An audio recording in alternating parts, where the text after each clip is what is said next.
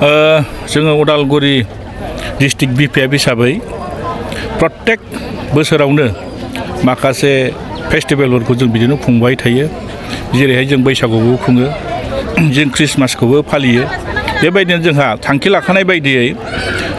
दिनै बे मागो दमासि बिदाय बे बिदाय मागोखौ जों दिनै उदालगुरि जिल्ला बिपिएफनि बे जिल्ला अफिसावनो गाजा गोमजायै जोङो उदालगुरि जिल्ला एक्जिकिउटिभ कमिटिनि दैदेननायाव मोजाङै मोजां जानानै थाङो खोब मोनसे मोजां प्रग्राम मानोना बोथोरजों लोब्बा थानाय माखासे फेस्टिभेलफोरखौ जों बिपिएफ राजनिति हानजा हिसाबब्लाबो जों जिथु समाजनि गेजेराव थायो रायजो राजाफोरजों थायो सुबुं समाजनि गेजेराव जों जेरैबायदि मोनफ्रोमबो हारि माहारि जोंनि बिटिसि ओनसोलाव जिथु रायजो जायो जों बेखौ लानानै जों बिपिएफ राजनिति उदालगुरि जिल्ला बिपिएफ हिसाबै जों बेखौ बोसोरफ्रोमबो खुंबोयो बेबायदिनो देग्लायबो जोङो खुंनाय जादों आरो सार ओमफ्राय जिथु बिपिएफ दोलोआ सरकाराव गैयाब्लाबो बेयो जोङो ससियेल मिडियानि गेजेरजों गोबां मानसिफोरखौ जुगदान जानायखौ नुदों बिनि कारना मा सार ना मथा मथि दिनैनि थारिखआव जोङो नुदों नोंथांमोनाबो नुबाय थादों जे बिटिसिनि रायजो राजाफ्रा दानि खुंथाय बेबस्थायाव थानाय बर्तमान इउपिपिएल प्रमद बर'नि दैदेननाय जिथु सरकार बे गभर्नमेन्टनि सायाव रायजो राजाफोरनो जिबायदि खोथा होदोंमोन बे खोथा होनाय बायदि बिथांमोना मावफुंनो हायाखै जायनि बेलायाव खोथाफोरखौ बिथांमोना लाखिनो हायैनि थाखाय 17 बोसोराव बिपिएफआ जिबायदि खामानि मावनानै जोंनि बिटिसि ओनसोलखौ जिथु देखायबाय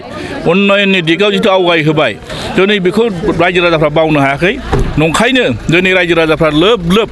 बिथांमोननि सरकार थासेयावबो बिथांमोननि खामानि मावनाया जे फेइलर बिथांमोना जे नंखाय खोथा होनानै रायजो राजाखौ थगायबाय थादों बे बाथ्रानि थाखाय रायजो राजाफ्रा बुजिनानै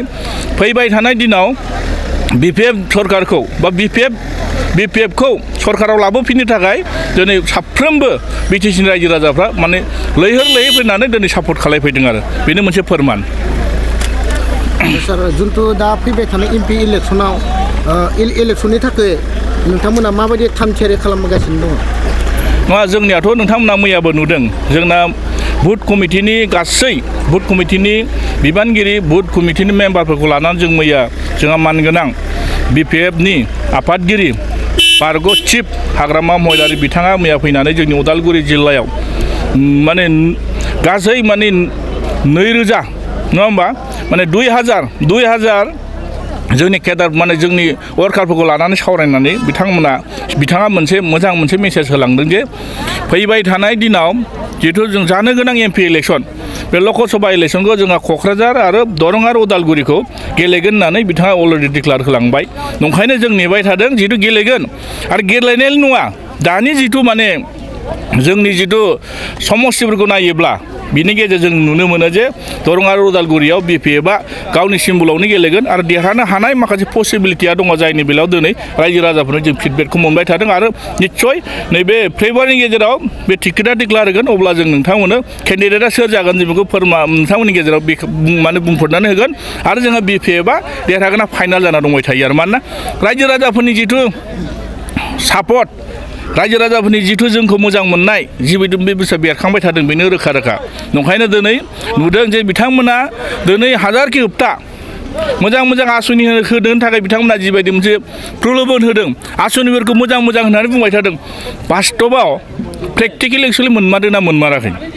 बेखौ नोंथांमोनाबो नोजोर नुबाय थादों आरो बिथांमोना बर्थमान जिथु ग्राउन्ड लेभेलाव जिबायदि खामानि मावदों माखासे बेनिफिसियारिफोरखौ बिथांमोना लिस्ट खालायदोंब्लाबो गावनि न'खरनि गावनि खुरमा जाथि बंसफोरखौ बिथांमोना बांसिन गुरुत्व होनानै बिथांमोना होदों उपयुक्त बेनिफिसियारिफ्रा मोननांगौफ्रा मोनाखै बे दिनै रायजोनि नोजोराव गोलैदों आरो ओंखायनो दिनै PMAY बिथांमोननि चेयारमेन मेम्बार बिपिएफखौ जाख्ल'दों होनै बिथांमोना रायनानै माखासे गावसिनि दायखौ गुबुनाव जाबनो नागिरदों खिन्थु प्रेक्टिकेलि बिथांमोना नुदों जे बिथांमोनानो जाख्ल'नाय फोरमान जादों आरो ओंखायनो दिनै बिथांमोननि गेजेरावनो गावसिनि गेजेरावनो दिनै माखासे अफिसार्स माखासे चेयारमेन मेम्बारफोरजों मिलायलायाखै ओंखायनो दिनै बेनिफिसियारिफ्रा जायफोर माने PMAY न' मोनदों बिथांमोना मोनाखै मोनदोंब्लाबो न'आ लुफुंजायाखै आरो बेफोरनो मोनफा फोरमान ना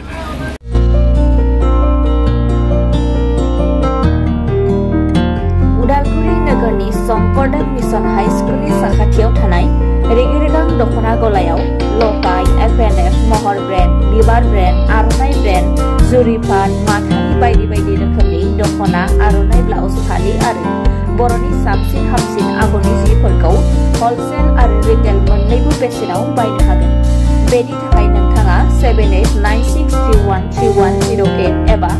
8471820909 जानबुं नाम्बाराव सुलाद लानो हागोन।